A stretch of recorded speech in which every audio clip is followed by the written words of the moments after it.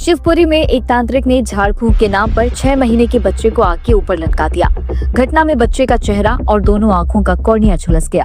उसका जिला अस्पताल में इलाज जारी। तो दोस्तों, जैसा कि आपने देखा कि कैसे एक बच्चा बलि चढ़ गया अंधविश्वास की। अंधविश्वास हमारे देश का राजनीति के बाद दूसरा हमारे देश का सबसे गंदा धंधा है ये, और इसने बरसों तक हमारे देश को गुलामी में धकेलने का काम किया है। दोस्तों, इस पाखंड को भी हमें जड़ से खत्म करना पड़ेगा, क्योंकि इस पाखंड ने इतने ही सालों तक औरतों पे जुल्म ढाए गए हैं और अब भी औरतें ही सबसे ज्यादा इस पाखंड में फंसी हुई हैं, लेकिन वो अपने आगे बच्चों को भी इन चक्रों में डाल रहे हैं। पाखंड ने हमारे देश का जो नाश किया है, मैं कहूँगा कि ये आतंकवाद से भी ज्यादा खतरनाक है। पाखंड ने तो कभी औरतों को आगे बढ़ने का अधिकार दिया ही नहीं था, कभी इनको आगे बढ़ने नहीं दिया, लेकिन फिर भी ये सबसे ज्यादा पाखंड में बढ़ी हुई है। अगर इस देश से सिर्फ पाखंड खत्म हो जाए ना, तो मैं कहूँगा कि इस देश का सुधार अपने आप होने लग जाएगा। ये देश अपने आप प्रगति की ओर बढ़ता चला जाएगा। जितना पाखंड ने हमारे लोगों का पागल बनाया ना अब तक, उतना मैं कहीं पे भी नहीं बना होगा। जिन बीमारियों के इलाज